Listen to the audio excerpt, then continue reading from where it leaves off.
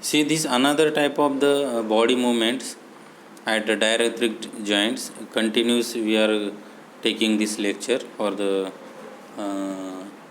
appendicular skeleton. This type of the movements at diathrotic joints is, that is protraction, moving a body forward, retraction, that is moving a body part backward, and dorsiflexion, that is bending a body part backwards. So you can see this type of the body movements at diathrotic joints is, that is inversion and evergence, that is turning inwards and outward.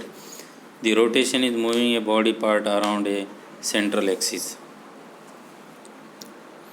The types of body movements at diathrotic joint is, you can see this Fowler's position, sitting, straight up or reclining slightly, legs straight or bent, the lateral recumbent lying on your left or right side. So this vertebral column is, the vertebral column is composed of separate bones called vertebra connected to form 4 spinal curves. A curve has more strength than a straight line, so can support the weight of the body and provide the balance needed to walk. And our whole body weight sustain and protect their rear legs, and legs having a humor, then ulna, radius bones which are present in the body. So this vertebral column which are connected with the 7 cervical vertebra, 12 thoracic vertebra and 5 lumbar vertebra. So in the bottom of this vertebral column is the sacrum, that is known as the coccyx. So you can see this lateral side spinal column and posterior spinal column is cervical, thoracic, lumbar, sacrum and coccyx, and the posterior is in the back side, cervical, thoracic, lumbar, sacrum and coccyx. So the cervical curve contains the first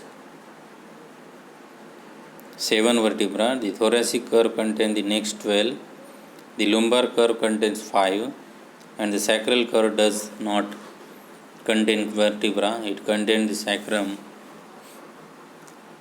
and the coccyx, Knox heels or tailbones. The male and female pelvis.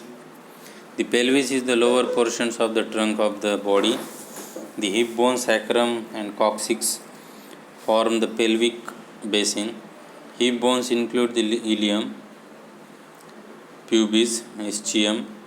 The male pelvis is shaped like a funnel and is heavier and stronger than the female. The female pelvis is oval to round and wider than the male. So you can see this growth and resorption of the bone is continually remolded.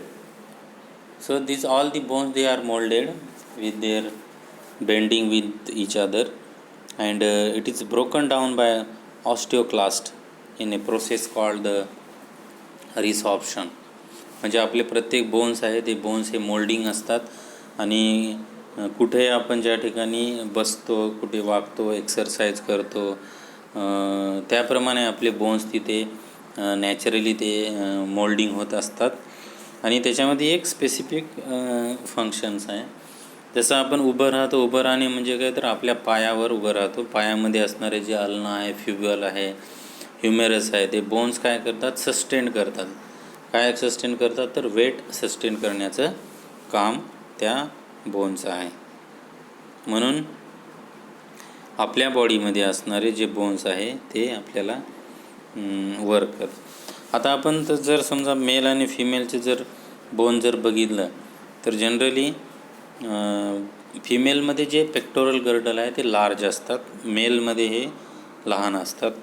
का ना असतात, तर female because the female giving the birth of child, they capacity to giving the birth of child, so that female pectoral girdle is having a large than the male pectoral girdle.